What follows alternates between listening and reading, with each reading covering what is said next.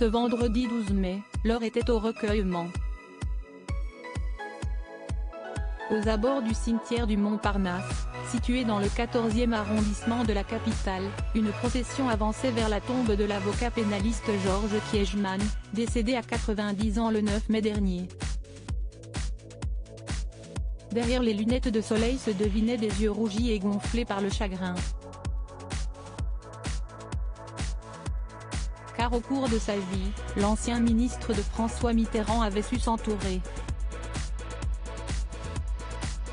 Pour rendre un ultime hommage à leurs proches, des figures éminentes de l'industrie du cinéma et de la scène politique étaient venues se mêler à la famille du disparu. Au cours d'une cérémonie pleine d'émotions, Isabelle Huppert et Inès de la Fressange se sont succédé derrière la tribune et ont prononcé quelques mots pour dire au revoir à leur ami. Ces témoignages de bonne grâce sont intervenus en même temps que la prise de parole de Pauline, Camille et Gaspard, les trois enfants de Georges Kiechman. Dans l'assemblée, les visages d'Anne Sinclair, de Roman Polanski, de Jack Lang, de Bernard Kouchner, d'Éric Dupond-Moretti, de Daniel Thompson, de Jean Benguigui ou bien encore de Jérôme Seydoux se sont assombris alors qu'ils ont dû faire leurs adieux aux disparus. Supérieur à Anne Sinclair, Isabelle Huppert, Fanny Ardant. L'adieu des personnalités à l'avocat Georges Kiechman. L'hommage de la toile sur Internet, la nouvelle de la disparition de Georges Kiechman s'est vite répandue. Pour exprimer leur peine et leur compassion auprès des proches du défunt, plusieurs personnages de la sphère politique ont rendu hommage sur Twitter.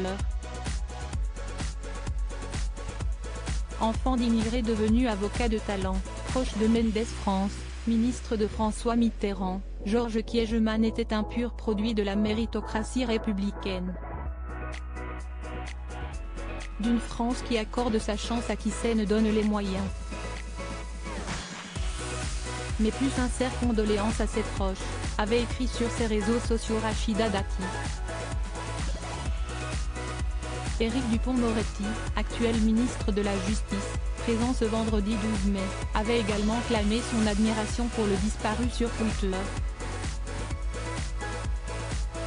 Immense plaideur, avocat impertinent, ministre engagé, toujours avec classe et humour, Georges Kiechman était tout cela à la fois.